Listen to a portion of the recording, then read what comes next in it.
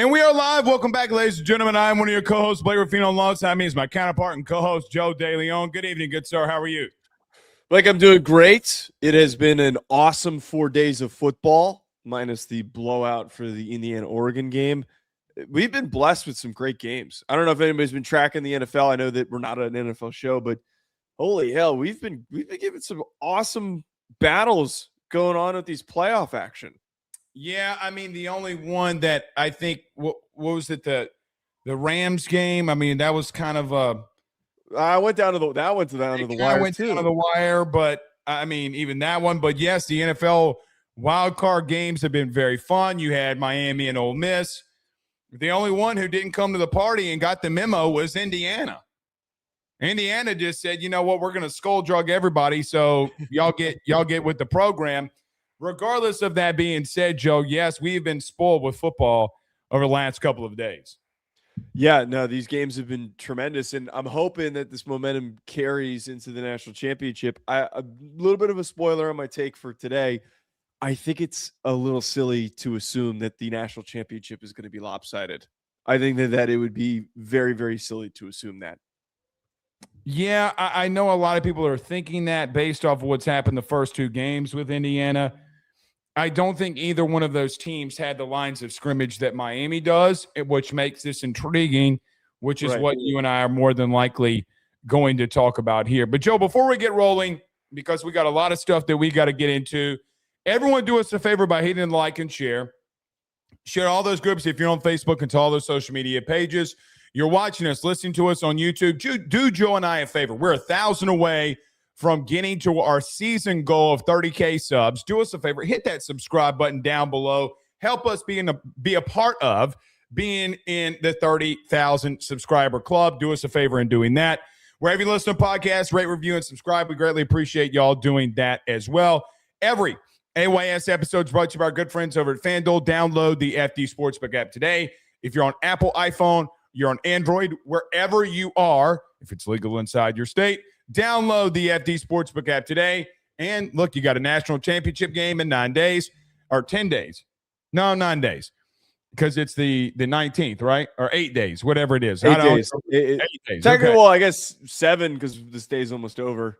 Okay, so 7 days. Whatever in the Rudy Poo it is, you can download the FD Sportsbook app. We got one more college football game to go. The portal is active. I know that there were some little bets out there about where some of these guys were going to go. You can hit on that as well. And obviously, we have the NFL playoffs that are fully underway here. FanDuel.com/RG if you have any preferences, thoughts, questions, concerns for more details. Joe, let's get into this. There was an incident that happened in South Bend. I say South Bend, Indiana. I don't know specifically. I think it was in Mishawaka. Mishawaka, wherever that is. I'm not familiar with the area. I know that you are a little bit more than I am, clearly. But there was an incident today with Marcus Freeman. And apparently his eldest son or one of his eldest sons was at a wrestling match. One of the coaches got in his son's face. And Marcus Freeman allegedly broke the thing up. And then now the wrestling coach is starting to argue and fighting about the situation. They're trying to put battery charges, which very quickly, a battery is when you touch someone, not assault, as a lot of these national media people are putting out there. Batteries when you touch somebody. Assault is when you verbalize and do something. So just so we're all on the same page here. So there's a big incident going on. And here's the thing for me, before I kick it over to you. If any man gets in my son's face before he is the age of 21 or just whenever it really is, no matter how old he is, if you get in my son's face, all hell breaks loose. So I have no idea if Marcus Freeman would have punched this dude square in the mouth, it wouldn't have changed my thought process whatsoever if a man getting in his son's face. So to all of these Rudy Poos out here, and I'm calling you massive Rudy Poos, it's his son. So with that being said, Joe, this massive incident with Marcus Freeman, what are your thoughts? I was really annoyed by a lot of people jumping to conclusions without even reading the article. There has been some really good reporting on this. Notre Dame has put out a statement as well. The statement that they put out basically points out that there's video evidence that is going to suggest that Marcus Freeman had no wrongdoing. He was not the instigator in the situation. The guy who got in their face was the one who started this. I would love to know the full context, and I'm sure that we're going to get a more detailed breakdown of this entire thing because this is just the first day of this. Notre Dame fans shouldn't be concerned. Nobody should be looking at Marcus Freeman and saying that he's a piece of garbage for a battery charge. As you just said here, this is his son. This is his son. I can't even imagine, and I'm really annoyed by a lot of people that have commented on this, just random fans, especially people with burner accounts who often lack intelligence, that are saying, well, wait till the video comes out. Oh, well, we don't know what it is without seeing the video. This just, there's not a full picture that's been painted yet. Bullshit. What could have possibly happened that Marcus Freeman would have been in the wrong here? Even if he, as you said, even if there was an actual, real physical contact between Freeman and the opposing team's wrestling coach who is involved in the incident, what could Freeman have done to be in the wrong here? I find it hard to believe, knowing Marcus Freeman's personality, that he would have instigated this. That's what's insane to me with this whole thing is, who has seen Marcus Freeman and thought, oh, he's definitely the dad who goes to his son's wrestling matches and gets into with opposing teams' parents or players or coaches. I find that very hard to believe. Why didn't the police arrest him if he actually committed the battery? And if they have video evidence, as quickly as they moved in on Sharon Moore, why didn't they move in on Marcus Freeman? So let's talk about this from an alleged standpoint at the current moment, because everything's, Joe, at this exact moment, everything's alleged. So just in case that this guy is telling the truth, which I do not believe at the current moment that he is, Marcus Freeman's son's at a wrestling match, and an incident breaks out where a Rudy Poo from the opposing team gets in his son's face. Let me just tell you this as a father. Listen, we all come in here and we talk crap about college football. You have a favorite team. I have a favorite team. Joe has a favorite team. And we all talk trash about one another. It's how it goes. But there's one thing that's always understood. You don't go after another man's family. You don't go after another man's child. You know, sometimes if it's a wife situation, girlfriend situation, like the Bill Belichick thing, and you're flaunting it out there, you're going on the red carpet, well, then people are going to talk about it, and that's on you.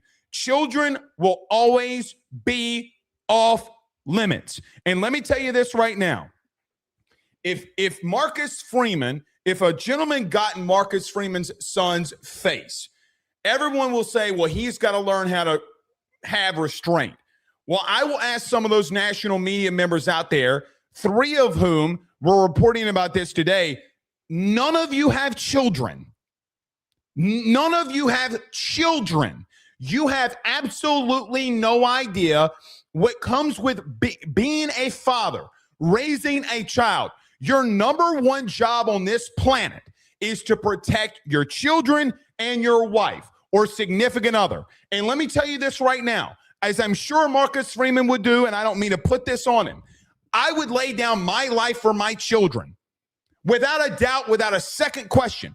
And if another man who is a grown-up gets in the face of my child, the last thing that you need to worry about is the fucking wrestling match. The one thing that you need to worry about is what I'm going to call these hands, and you can catch them because we're going to put them on you.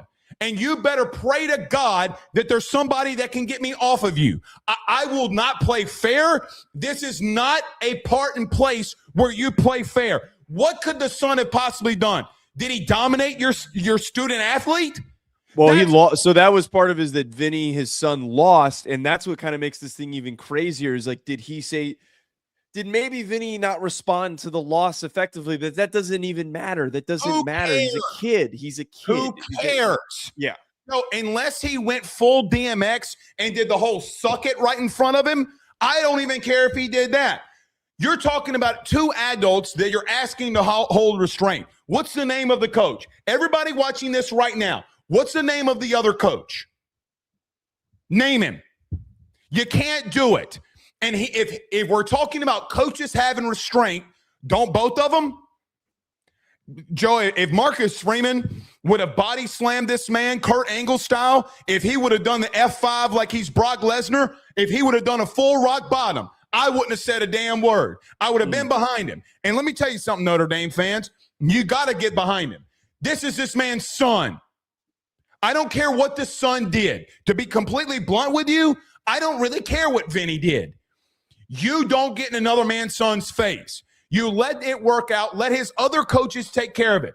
You know that, Joe, he knows that whose son that is. He knows. Yeah.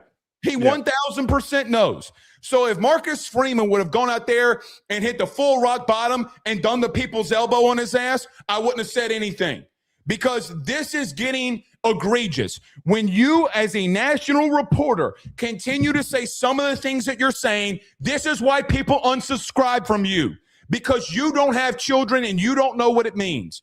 I told you, Joe, I was going to get worked up. This is a child we're talking about here. Yeah. Yeah. And I think that ultimately the clear takeaway from this and like what basically happened is that the coach probably was facing repercussions for what happened, and this is his way of trying to save grace. He probably doesn't know that there was some sort of video evidence, which is part of the reason why I'm assuming that it hasn't been released yet. It probably was security footage or something along those lines. I doubt anybody maybe captured this in real time. We're going to find that out.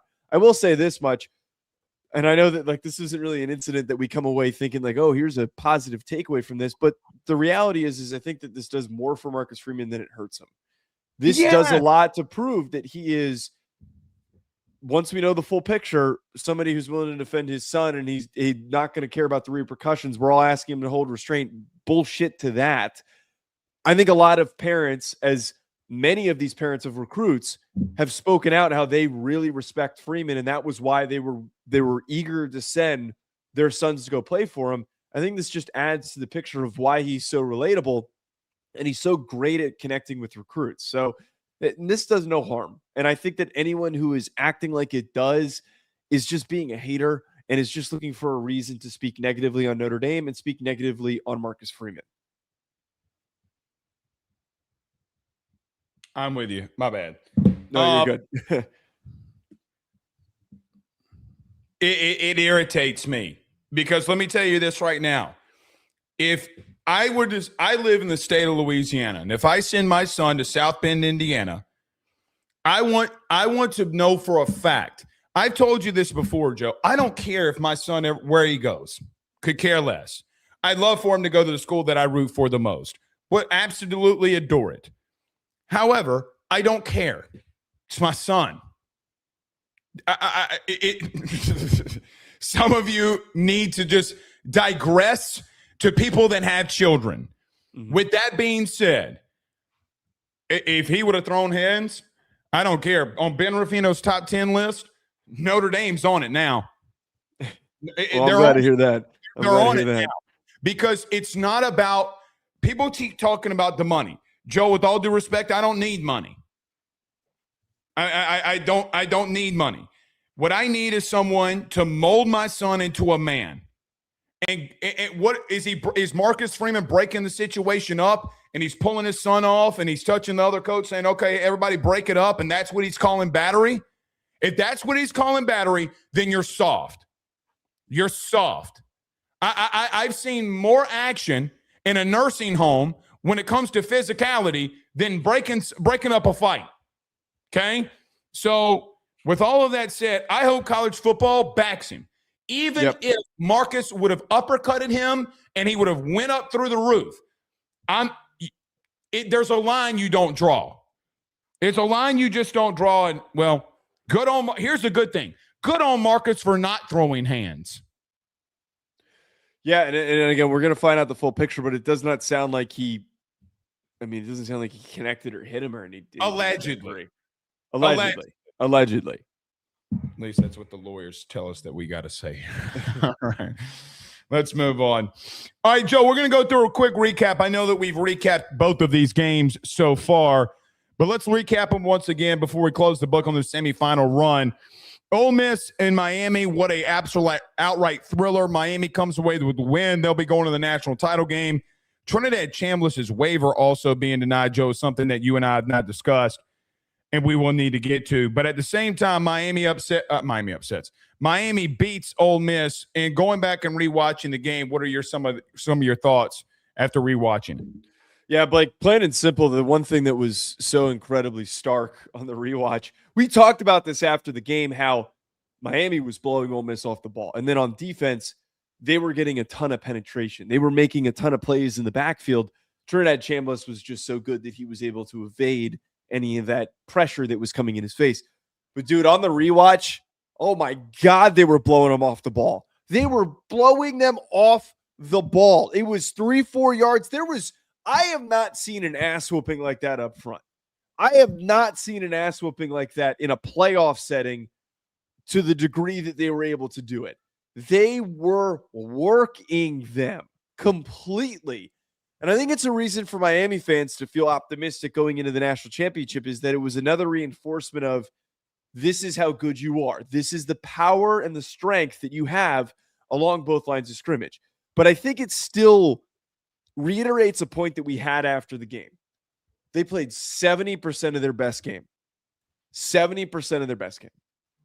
The untimely false starts that they had derailed a number of their drives. Other penalties very negatively affected the outcome of this game, where there were instances that they could have been able to win by more. Mm-hmm. And then the 4 drop picks, there was one of them that I kept rewinding back and forth. There was a pick 6. Like, there is nobody in front of the Miami defender, I forget who it was, that dropped the ball. Wasn't it Keontae Scott? It might have been Scott. But Blake, this is my point, where we look at the score, and I think there's just this natural thought of, wow, close game. Real Ole Miss game of fight. Man, if Miami played their best game, they win that game by 14. I don't care if anyone wants to disagree with me on that. They were smoking them at the line of scrimmage, and that really, really stood out to me when I rewatched the game.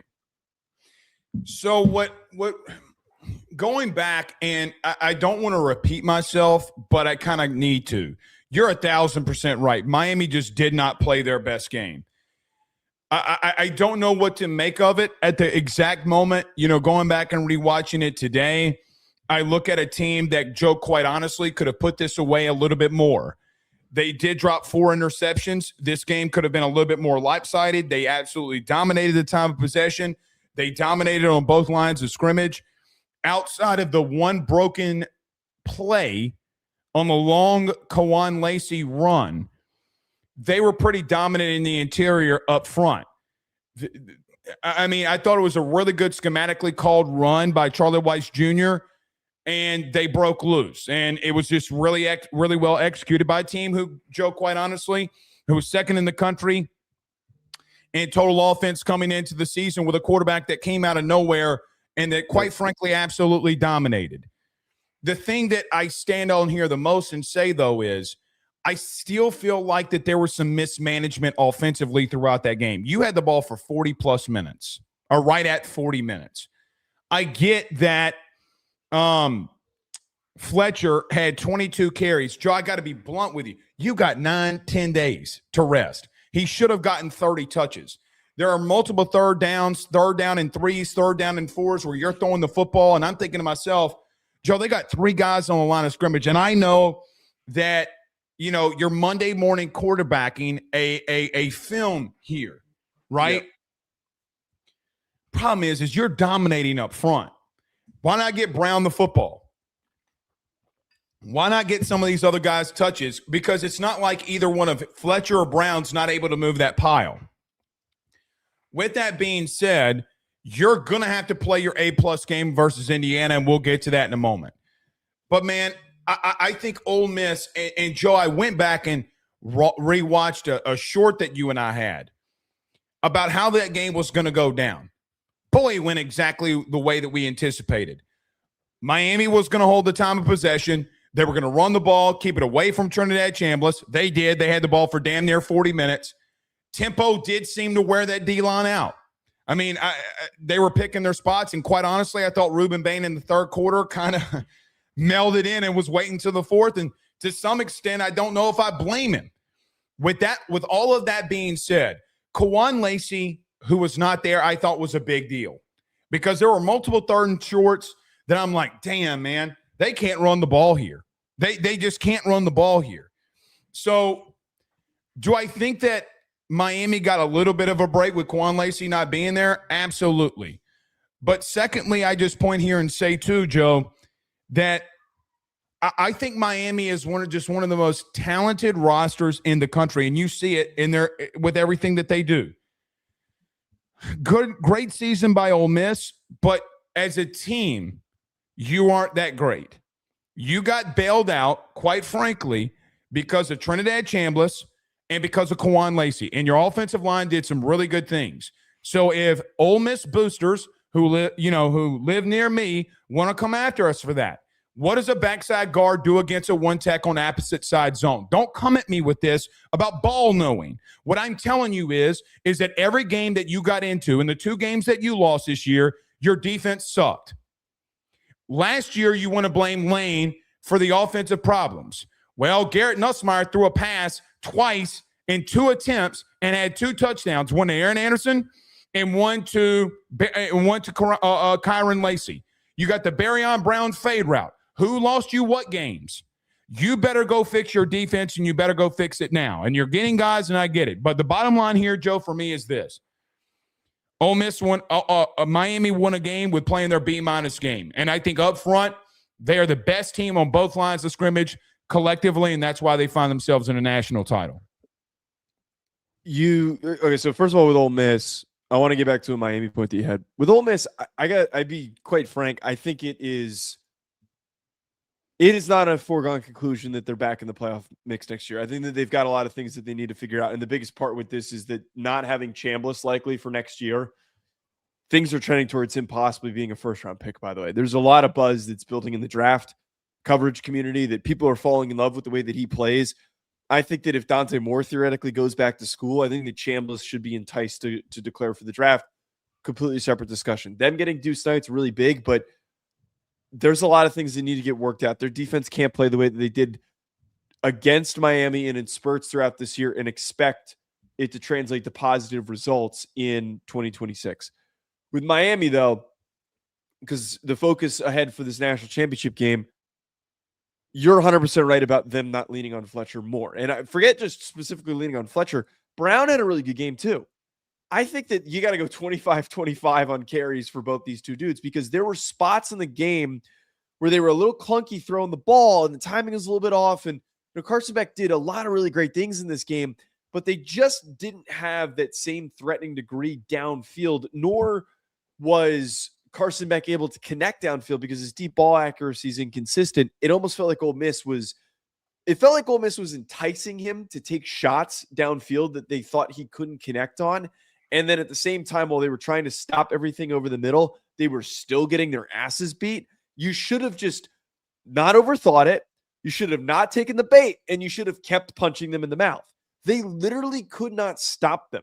And they got tired as the game progressed. That is the one negative that comes from this is where you did such a good job, but imagine if you just stuck with it. If you just completely stuck with, we're going to keep running the ball, it would have been a boring game to a degree, but it would have been a solid win that would have been confirmed probably at the beginning of the fourth quarter. The other thing too, and I'm gonna bring this up later. They ran a lot of screens. They ran the one same wide receiver screen 4 or 5 times, and it kept working because Ole Miss was really undisciplined on defense. Indiana's not. They're not. Indiana's the most disciplined team in college football, which no one is going to sit here and debate. I think that they got to find new ways to attack Indiana because some of the things that they ran where it felt like they didn't trust that they were going to be able to find stuff over the middle, they can't just overly commit to try and running so many wide receiver screens. I actually don't think schematically it was the wrong thing to do. I'm the opposite of you. I thought they should have gone to it more. Well, no, I'm saying in the context of this game, it was a smart choice, but I'm saying for Indiana, it's not going to, I don't think. Well, I felt like that they called a game for Indiana that they should have called for, or they called a game that they should have used against Indiana that they called against Ole Miss.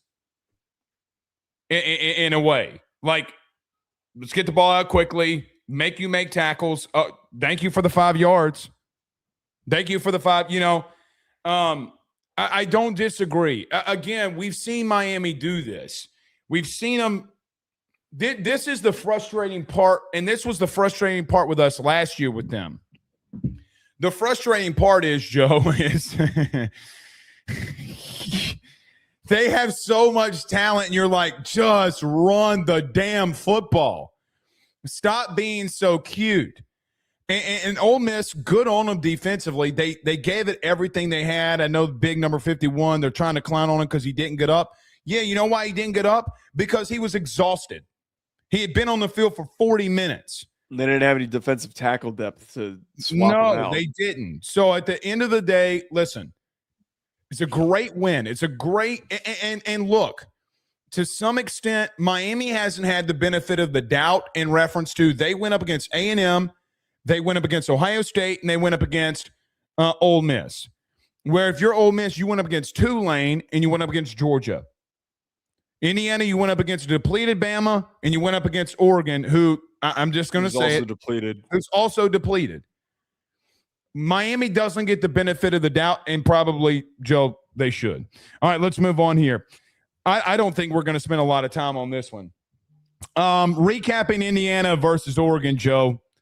What in the clapping went on here? Good Lord. It was worse the second time around. Here's the truth. Going back and rewatching it today, it was worse. I didn't think it could get worse. It got worse. They got their butt spit in. I said that. Sean said that to me, and I said it to you, and I knew that you were going to have a field day with that. Best tweet from the game. I've never heard anyone say that before. Best tweet from the game.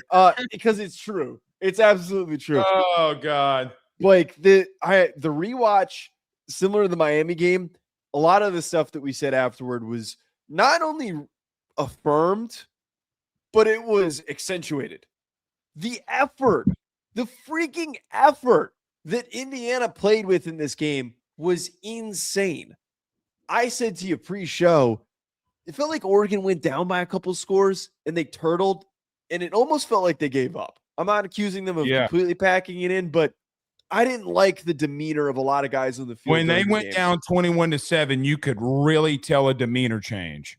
Yeah, and I'm not accusing them of giving up, but you could tell that it was deer in headlights, like, oh my God, like, what are we going to do? This team is out to kill us. And Indiana just kept going. They didn't stop. That is what makes Cignetti's team so good, is that he has this killer instinct that has been built into the way that they show up on every single play. The fundamentally sound defense that they had, where they tackle super cleanly, they make really decisive instinctual reads. They just always know where to be at the right time. Everything looks great on both sides of the ball. I also thought one thing that maybe we actually didn't talk about enough after the game is that their blitzing aggressiveness was perfect. I thought that they were on point with really, really fundamental, like not getting overly aggressive to the degree where you were just over pursuing and you were flying upfield. It is something that sometimes I think is forgone when we talk about teams that send a lot of blitzes. You might just fly upfield and then not actually maintain any integrity on where you are and where you're supposed to be going. Indiana does it the best, where they'll send 5, they'll send 6, whatever it is, and then everybody flows and maintains what their assignment was supposed to be. But it all just comes down to, man, the way that they showed up, and they took advantage of a pretty depleted Oregon team whose wide receiver room did not help Dante Moore whatsoever in that game. They smothered him, and they kept everything pretty shut down. I got to end this right now. Sooner Cowboy says I got Indiana winning their 2019 LSU offensive run. No, they're not. They're not the same. We got to be honest with ourselves. They're not that team. They're not remotely close. That team had 2 NFL Hall of Famers at wide receiver. Right. Well, and there's a potential that overall that team's got 5 Hall of Famers on it. Stop right now. The number that's one. Not a shot. That's not a shot no, at all. It's for not a that. shot. LSU 2019. I got to be real with you. Puts belt to ass on this Indiana team. Stop it right now. Stop.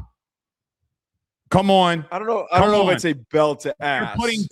Joe, they put belt to ass on everybody.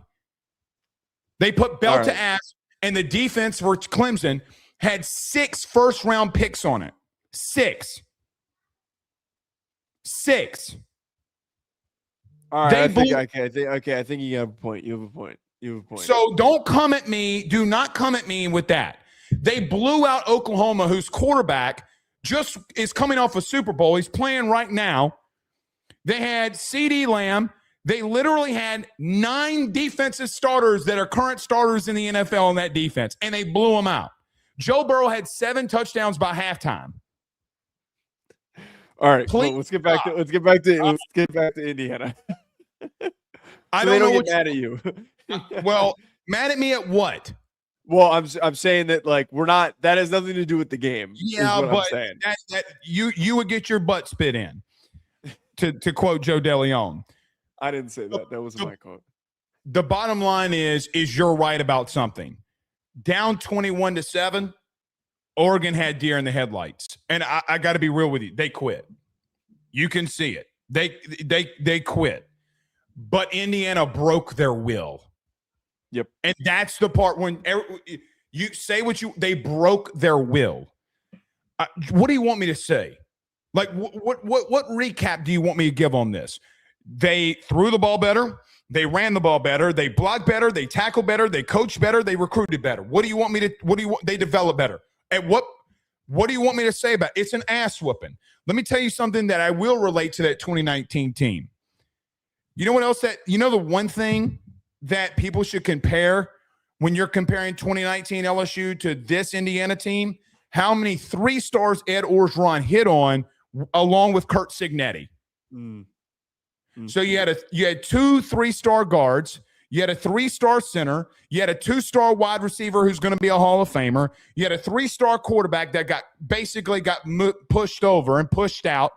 You had the number 1 receiver, and I'll give you this, the number 1 receiver in the country in Jamar Chase, and you had a 3-star running back who was 5'7".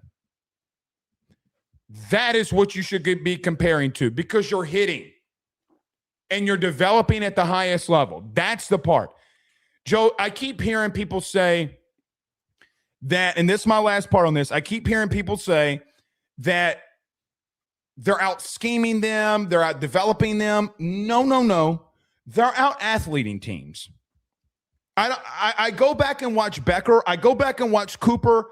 I go back and watch Coogan. I go back and watch all of these dudes. They're out athleting you. When you have a 6'3" receiver that's climbing the ladder, and I told you he'd be on Got Mossed, which he was. When you have Becker doing what he's doing, when you got Coogan pulling the way that he's pulling, when you got the dominating run game, you are out athleting teams. And that's the point. Joe, they run simple inside zone. They're running simple inside zone. And when you start filling in the A-gaps, they're going to pull. And so they're out scheming you, but they're just out athleting everybody, and they're hitting on another level. They're very impressive, man. Very, very impressive. Even if people are trying to start allegations that you're sign stealing. Oh, it just. Well, I think that, by the way, you texted me about. Well, but this is my point with this. I think that goes to show how good they are. I think that it goes to show how great of a team that they are. That nobody can explicably come to some sort of a reason of how they got this good this quickly. There's nothing that's going to found this. There's nothing that's going to support that they've been cheating. No one would be stupid enough. Like, here's the biggest thing. No one would be stupid enough to sign Steele to the degree that they would be dominating teams that they're outmatched against or whatever, however you wanted to pick this. After what just happened with Michigan, nobody would be stupid enough to do that, or at least arrogant.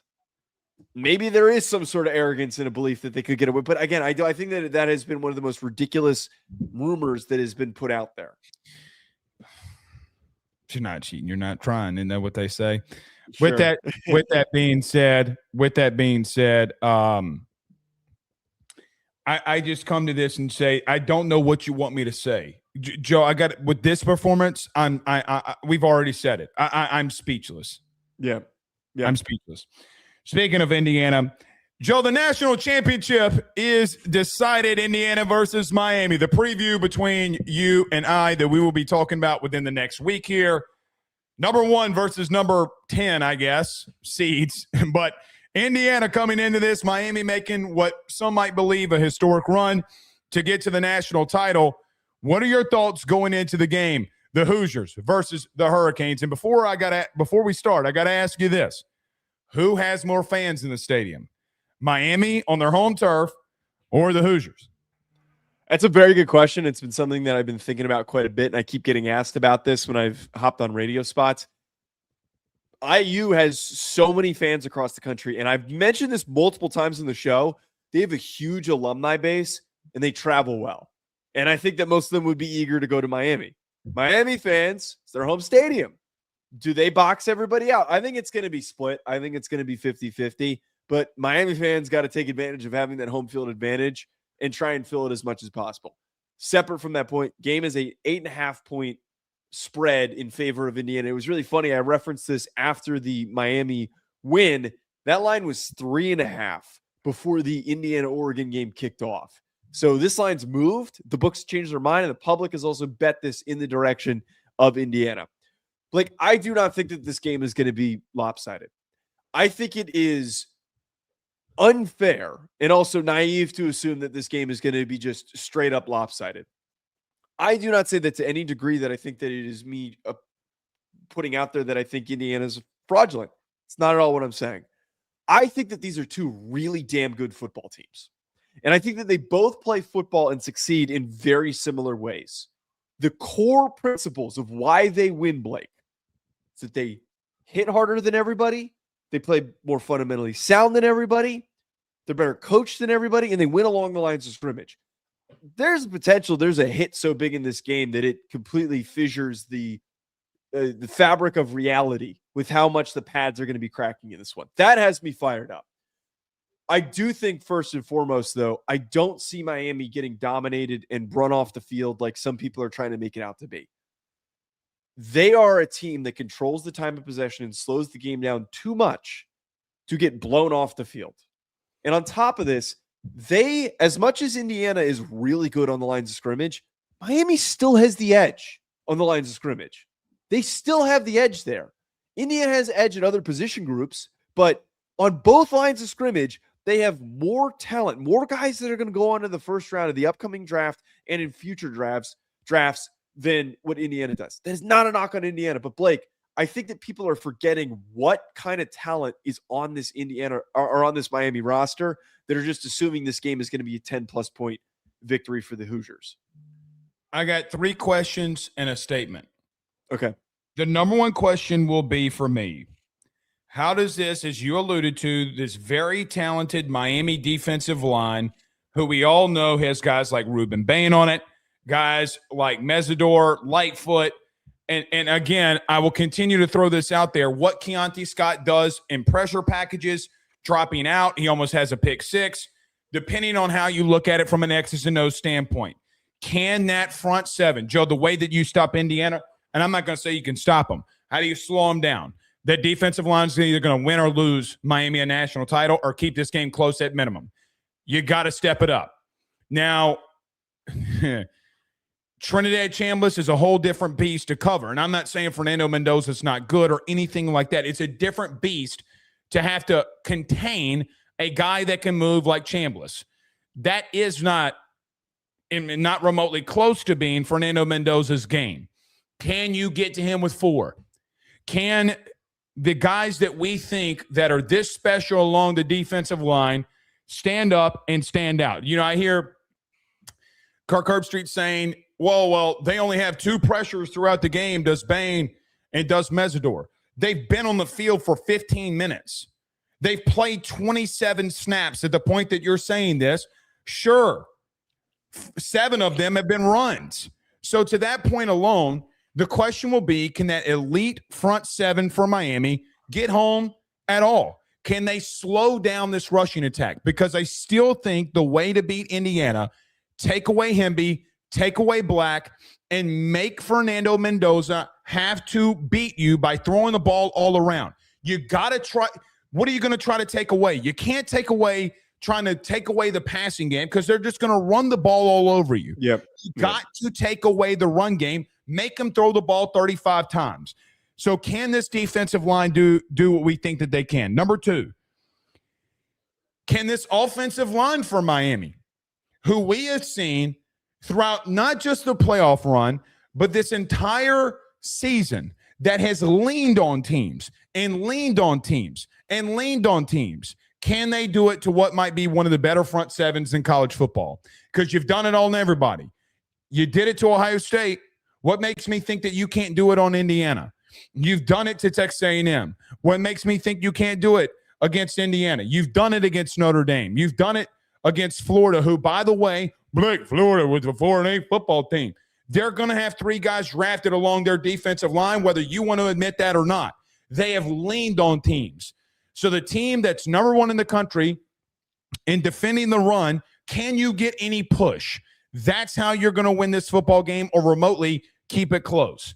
My third question, though, Joe, here is, does any of that matter? Because Indiana looks like they're on a different trajectory. They look like they're the best team in the country, and it looks like as of right now it's not close. They run the ball well. They throw the ball well. They make right decisions. They're fundamentally sound, as you talk about all the time. They make right decisions on blocking schemes. They make right cuts.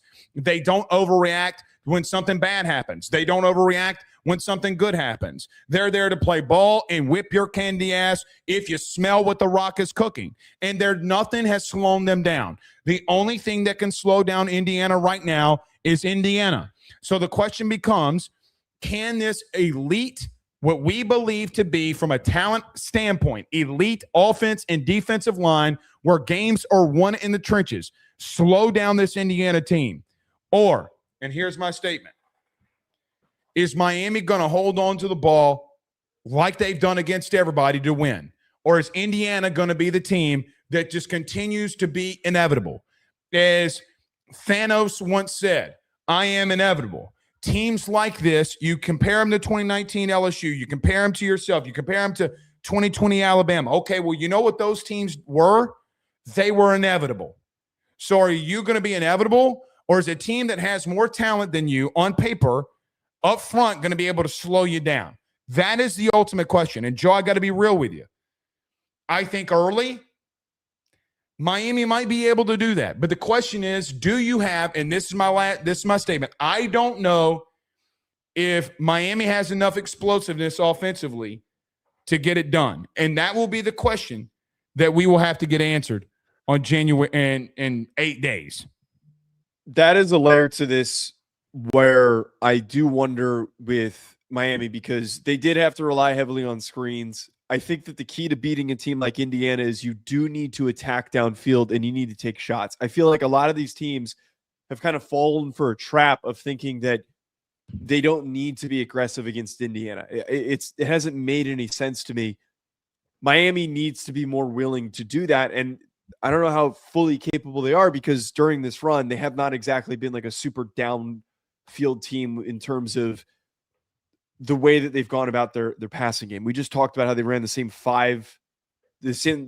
screen 5 times. They continuously kept going to it because it was working. It's not going to work against Indiana because teams that are susceptible to screens are fundamentally undisciplined. That's not Indiana. I ultimately think that Indiana wins this game, mostly for the fact that in a close battle, I'm going to lean on Mendoza to be able to pull the game out. I think that one thing to pay attention to in the first half, no Xavier Lucas because of the targeting call that happened. It was Xavier Lucas, right? Or was Xavier Lucas. Yep. I forgot about that. Thanks for bringing that back up. He's going to be out. And I think that sets up an advantage for these fade jump balls that they love to throw. They love to throw those contested catches. And so you now have young guys coming off of an ACL. And I know that kid made a great play in the game when he had to step in, but I think it's what? Name that state. Is he from Louisiana? Yeah, of course he is. Of course he's from Louisiana. I think that's something to pay attention to, because early success could be found if they start doing those jump balls that they throw to Becker and that they throw to Surratt.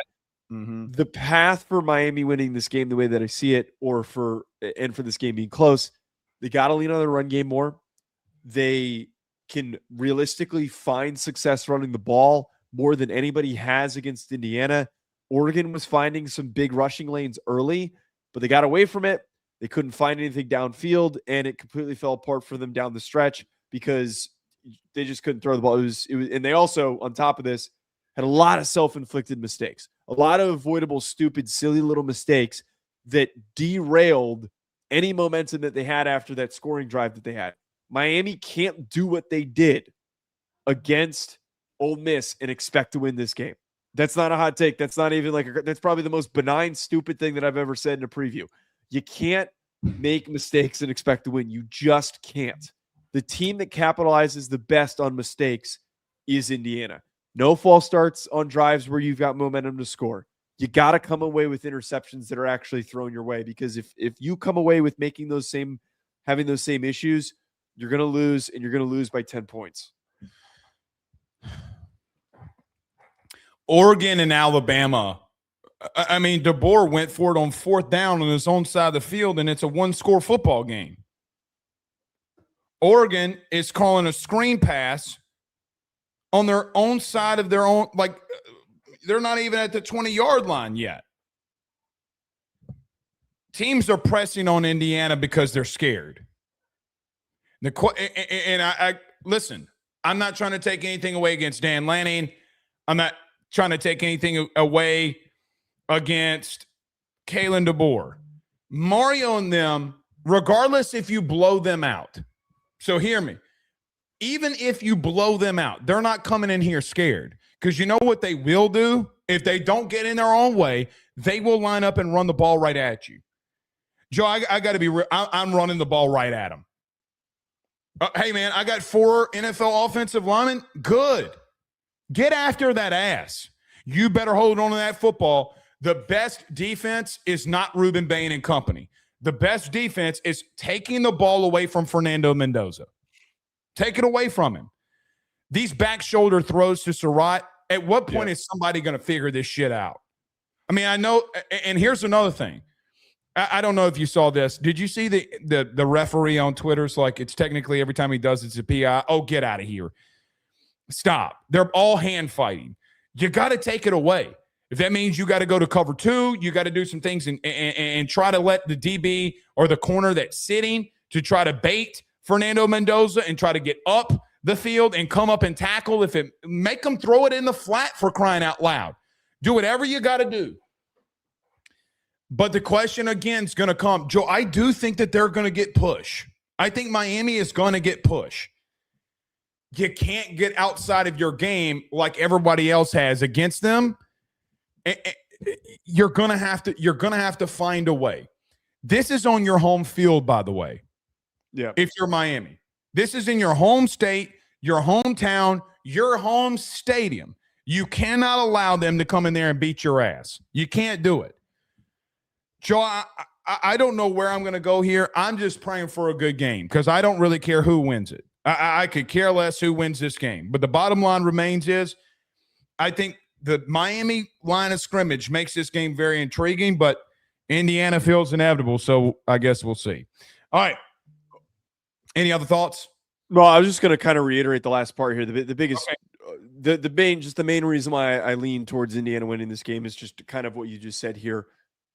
There might not be any significant talent edges across the board. The way that they've continued to win is by maintaining that discipline to everything that they do. And if they play the way that they have, and all it takes is one mistake for Miami for that game to swing in Indiana's favor. So I lean in that direction, unless there's some sort of implosion from Indiana's side where they play their worst game and Mendoza has multiple turnovers. I find it really hard to believe that that's going to come to fruition. I just think it's going to be an awesome game, though. I think it's going to be physical. I think it's going to be, really old school in the sense where just teams are punching each other in the mouth, and we're going to get to witness a really good national championship. I hope that you're right. I really do hope that you're right. All right, let's move on here. Joe, Texas is gotten some big news over the last, let's just say 8 hours. Is they're able to land the number 1 wide receiver in the transfer portal, that being Cam Coleman.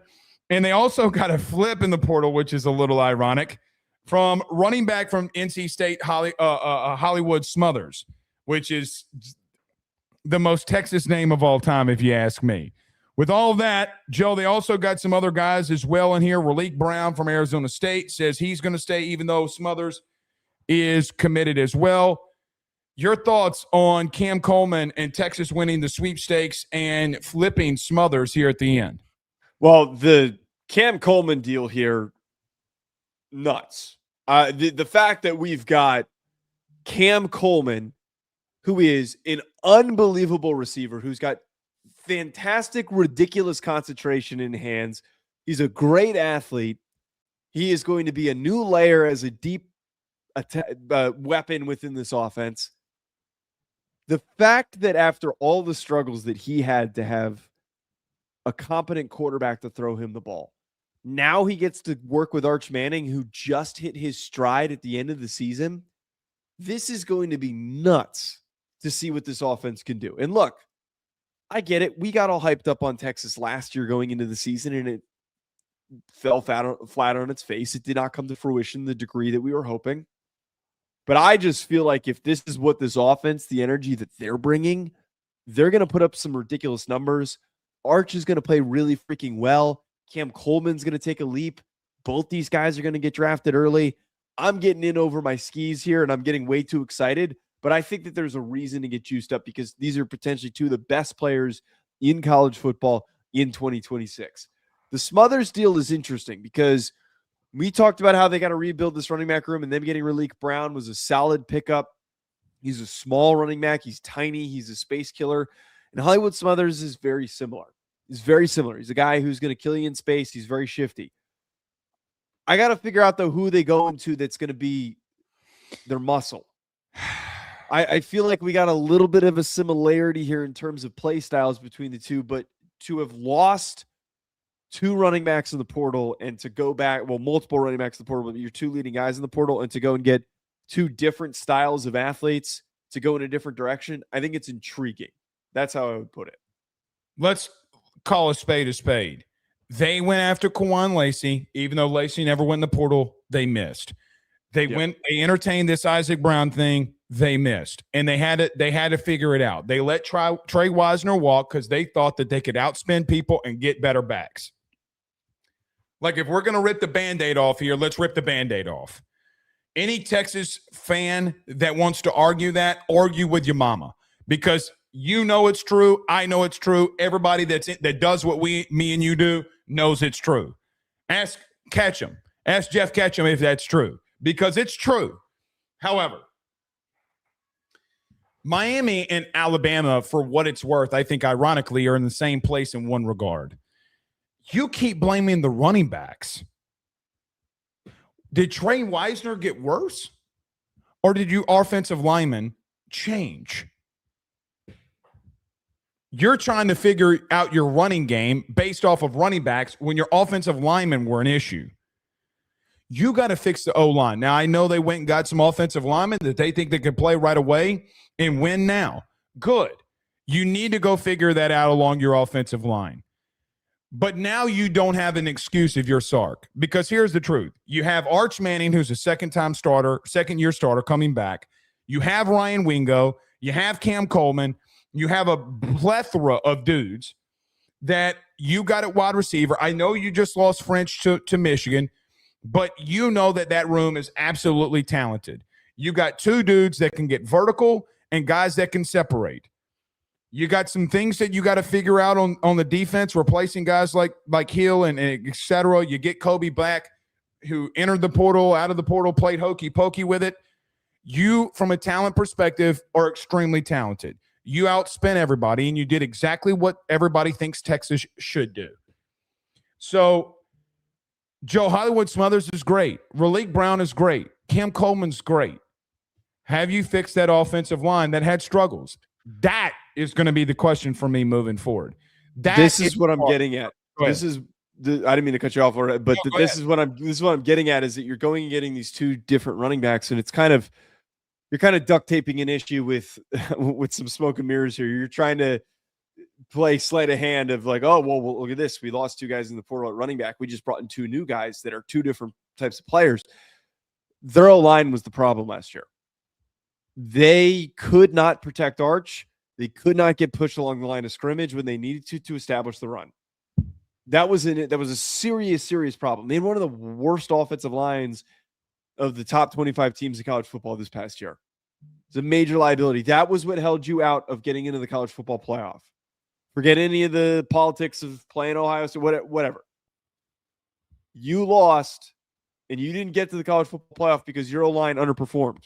Without a doubt. Development. And Blake, at the end of the day, this has been a high school recruiting issue.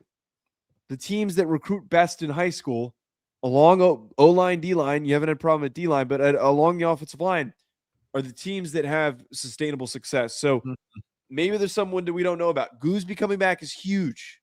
Gooseby getting to his potential of being a future first-round pick, like that's massive, him coming back. But the rest of the group has to be better. In reference to Cam Coleman, he is the best player from not a quarterback in the portal. He is a game changer. And boy, how is it going to be different going from Jackson Arnold to Arch Manning? Jesus, Mary and Christ. I mean, you're going to, from a guy who can't throw a slant to a guy that literally perfects it all offseason. Look, they are dangerous. They have the ability. I feel like Ryan Wingo and Cam Coleman could be dangerous. Who are you going to rotate in? You got Khalid Lockett. You got some other guys there. We'll see. But the bottom line remains here. You've dominated in the portal because you got one of the best players. They got some other guys. They took some offensive linemen, a tight end. They've done really, really well here. But the transition out of the portal talk from Texas, Joe, what in the hell is going on with Alabama? Actually, here's just the truth. I know a lot of people are freaking out about Alabama right now and what's going on in the portal, and it's got nothing to do with Kalen DeBoer. Can I tell you why? It's got to do with you getting outbid. That is the bottom line here. I find it amazing, absolutely stunning, that people don't understand the game by now. Joe, how has Ohio State done? Just humor me here. How have they done in the portal? They haven't done well. They haven't done anything. Yeah, they haven't done anything. Haven't done anything. I think Notre Dame's about to do some stuff, so I'm going to exclude them for this conversation. What has Bama done? Relatively speaking, what have they done? Nothing. The only thing that you've done significant is it's not Keelan Russell that you've signed an extension to. It was Austin Mack. So that whole conversation that we had last week, Keelan Russell, the first thing they announced after losing to Indiana was that they got a deal signed with Austin Mack. Okay, sounds great. If that's the guy you want to roll with, by all means. You should not have gotten to this Cam Coleman sweepstakes if you weren't willing to give a wide receiver up to $3.5 million, because now you got egg on your face. If you're not going to spend, you're not going to win. You're just not. And before you say, well, Blake, what about Indiana? Okay, well, Indiana developed well and they identified well. They also have a multi-billionaire that's backing them, that's on the sidelines of the football game. They're also retaining talent, too, by the way. They're not losing anyone. Because who would want to leave Cignetti? Who would want to leave that? You're losing edge guys. You're losing interior defensive linemen. You're losing guys who commit to you and they're like, bro, they're offering me $300,000 more. I mean, are we going to argue over this? And they're like, yeah, we are going to argue over it. Okay, well, I'm going to Texas. And you're mad at the kid. No. You want to close the deal? Close the deal. Because let me tell you something Saban wouldn't do. Because you know why I know Saban wouldn't do this if he knew that there was a really good player? Because he didn't do it back in the day. He's not going to lose a kid over money. Are you stupid? So I think it's foolish by DeBoer, by the way. Just like I just said for Texas. You thought Hollywood Smothers was going to fix your interior offensive line? With all due, I'm just trying to be truthful here. Are you that dumb? You got pushed around up front. You got mauled up front. And you think that Hollywood Smothers is the reason. You have good backs. If I'm Alabama, why am I worried about Hollywood Smothers? You have a 5-star in Deere. You have a guy in Daniel Hill that can be really good backs. I'm not worried about a back. I'm worried about my interior offensive line. By the way, they're inexperienced as hell. They're inexperienced. And losing Horton and losing some of these guys, you're inexperienced. So you're getting exactly what you're supposed to be getting with what you're doing.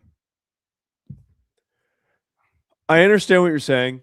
And by the way, what the previous take that we had with DeBoer and the transfer portal, I think sticks with the lack of major moves to build their offensive line. We didn't spend a lot of time talking about the depth that they're losing with Keeley leaving, with Horton also leaving, James Smith leaving. James Smith could end up being huge for them losing him in the transfer portal. I think that kid was really talented and he was showing some signs of what he could be. They had a really good front seven rotation that now is going to be really thin. But, dude, getting put into a locker with a kid who was committed. This is – forget the Cam Coleman thing for a second. You know, it's not really an expectation that the kid was just going to show up and go to Alabama. He's from Alabama, but it was not expected. A lot of the teams that were talked about from the jump were Texas A&M. They were going to spend whatever it took to go and get him. And Texas Tech. Right. Texas Tech was also brought on the table as well. You had a kid that was committed and that was supposed to come play with you. And I even wrote this down. I pulled an article from On3 from their Alabama site that said, oh, dang it, I deleted the oh, no, here it was. Saturday night, as he remained in heavy contact with the staff while on a visit with Texas, Smothers flipped to Texas, however, on Sunday afternoon. So Alabama was also trying to maintain close contact with him while he was on the Texas visit, and he still chose to change his mind. I think it's overall concerning that you lose out on a kid that was already said that he wanted to come play for you and then changed his mind after the fact. What does that say about your recruiting measures? What does it say about the offers that you're willing to put on the table? How significant more was the money that Texas was willing to offer? If it was the same, what it wasn't changed? It wasn't the same. But Blake, I need to be very, clear in what I said the last time that we talked about this. Smothers was a missing piece that you needed in your running back room. We could sit here and talk about the offensive line stuff and it needing to be better, but they needed juice. They needed juice in their running back room. There's no one left. All the top running backs are gone. Most of the top running backs are gone. They're off the table. I mean, that Raleek Brown would have been your next best option, and he's going to Texas. I just don't know what they're supposed to do now. Your run game was terrible last year. Yeah, but Joe, the problem is that Daniel Hill and Deere, I think will be fine. But is fine the threshold for success at Alabama? When your interior offensive line is getting their cheeks clapped, yes. I don't know. I think that is something that does need to be fixed, but I didn't feel threatened by the running back room. I didn't. I think that you're right. There's some young guys that can maybe step up and do some good things, but I am looking at this right now. The best available guy that is uncommitted is Justice Haynes. And Haynes is probably going to Georgia Tech. That's what it feels like. Yeah. Look, you got another week in this portal.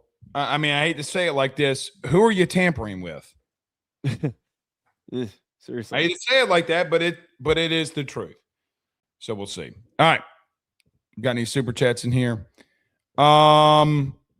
Antonio became a member on the YouTube channel. Joe and I will be able to get you the Discord, but we welcome you to the show here. Stephen Young says 0-1 Miami, 19 LSU will never be matched in the NIL era. Considering the fact that you had Hall of Famers that were in the too deep on some of those teams, I agree. I wonder if some team just like 1 year gets like a ridiculous amount of money from out of nowhere and puts together a team like that. But yeah, we're never going to see something like that ever again. I think Ohio State, but the problem with Ohio State is they lost and they didn't have the quarterback. But talent-wise, they had Jeremiah Smith. I mean, they had dudes, but to the point, I mean, like, for example, Sean Taylor was a backup. Yeah, we ain't touching that team. We ain't touching that Miami team. No. So it is what it is. 3 Lions with a $5 super chat says if IU tackles Tony and space well off screens and not let Beck look like Steve Young, IU wins by 17 back shoulder all day long. This is part of what we're talking about and why I lean on Indiana. Not to win by 17, but they tackle so well in space, and I think they're going to tackle well on Fletcher that it's not going to be the same type of success that they had against the teams that they faced to win this far in. I think it's going to be tight, but they don't let anybody break tackles. They just don't. Everyone's got a plan until you punch them in the mouth. Fletcher's got to be big here. So it's going to be a physical matchup. You got to be ready for the fight. Stephen Young says with a $5 super chat, Sark is desperate. He has to win big now. I mean, he's not wrong. No, he's right. He is desperate. If they lose a game, bro, they were tampering so many dudes, man, regardless of what they want to say. Screenshots never die. Screenshots never die, Joe. I ain't going to question that. I mean, you don't, because screenshots just don't die. But they have been very desperate. Stephen Young also with a $5 super chat says, wait, are you saying Bama isn't competitive in NIL? I think they can be. I think that they're assuming they feel like one of these programs they're assuming that they don't need to go all out on sending big offers to kids. And I think that is a false assumption. It feels like that they still believe that they can just recruit the brand. And I think that they can, but when Texas is also a big brand and they offer a shitload of money, it makes recruiting battles far more difficult. Brand don't mean shit when you're throwing money in these kids' faces, and it never will. Let me give you an example. Last thing I'd say here, Joe, when you go to the grocery store, and if you got money, you ain't worried about the Coca-Cola. You're just going to grab it. But when you're trying to pinch pennies, you're worried about if I'm going to get Dr. Pibb or if I'm going to get the Coca-Cola. You go to the grocery store and make your selections based off of that. And nobody's going to make the selection because of the brand. No one does that. No, this is the biggest lie in college athletics. People should commit and come to play here because of the brand. Huh? All this bread thrown around, man. No. What did the Dodgers and Yankees do? Threw a lot of money at their problems. Yep. Yeah. So they have the brand. The problem is, what did the Chicago Cubs, even though I know Lil Wayne went stupid on Twitter last night, but what did the Chicago Cubs just do? They paid a third baseman $175 million. $175 million. These people that want to win spend. Brand don't mean shit. All right. No. See you tomorrow. Peace.